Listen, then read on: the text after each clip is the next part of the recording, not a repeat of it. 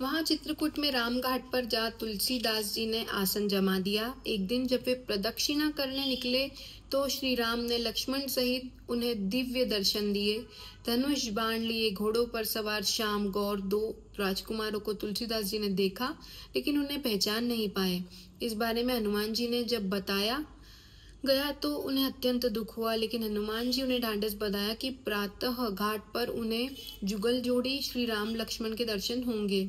संवत 1607 की मौनी अमावस्या के दिन जब तुलसीदास जी घाट पर गए हुए थे, दो सुंदर राजकुमार पधारे। ये और कोई नहीं, राम लक्ष्मण ही बालक रूप में आए थे। श्री राम ने तुलसीदास जी से विनम्रता पूर्वक कहा, बाबा हमें थोड़ा चंदन दो। तुलसीदास जी उन बालकों की छवि देखकर इतने मुग्ध हुए कि बालकों का आग्रह मानो उन्होंने सुना ही नहीं।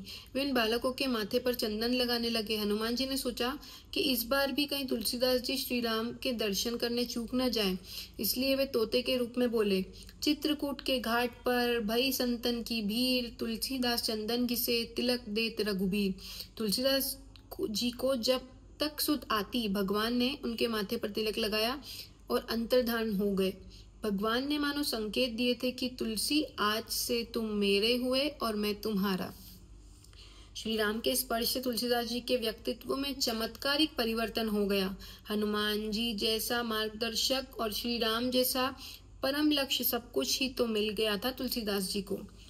श्री हनुमान जी की आज्ञा से तुलसीदास जी अयोध्या की ओर चल पड़े। यह बात संवत 1628 की है। उन दिनों प्रयाग में माघ मेला चल रहा था। वे वहां भी कुछ दिन ठहरे। पर्वत समाप्ति के 6-7 दिन बाद एक वट वृक्ष के नीचे उन्हें भारद्वाज और याज्ञवल्क्य के दर्शन भी हुए। वहां भी उस समय वही कथा चल रही थी जो शुकर क्षेत्र में उन्होंने अपने गुरु से सुनी थी। वहां से वे काशी चले आए और प्रहलाद घाट पर एक ब्राह्मण के घर निवास करने लगे। यहाँ सहज रूप में उनके कवित्व शक्ति फूटने लगी। वे संस्कृत में रचनाएं करने लगे, लेकिन दिन में वे जिन पद्यों की रचना करते, रात्रि में न जाने वे कहाँ लुप्त हो जाती। ऐसा सब कई दिनों तक नित्य होने लगा। जो तुलसीदास जी के मन ही मन राम चरणों में प्रार्थना की। रात्रि को स्वप्न में भगवान शिव ने आदेश दिया, संस्कृत में नहीं अपनी भाषा में काव्य रचना करो। इसके बाद उनकी नींद उचट गई। सामने खड़े शिव पार्वती को देखकर वे आश्चर्यचकित हो उठे। उन्होंने उठकर शिव पार्वती को प्रणाम किया। तभी शिव ने कहा, तुम अयोध्या जाओ और वहां निवास करते हुए काव्य रचना करो। मेरा आशीर्वाद है कि तुम्हारी काव्य रचना सामवेद के समान फलवती हो जाएगी। इसके बाद शिव पार्वती अंतर्धान हो गए और तुलसीदास जी भगवान शिव की आज्ञा शिरोधार्य कर शिव नगरी का परित्याग कर अयोध्या चले गए।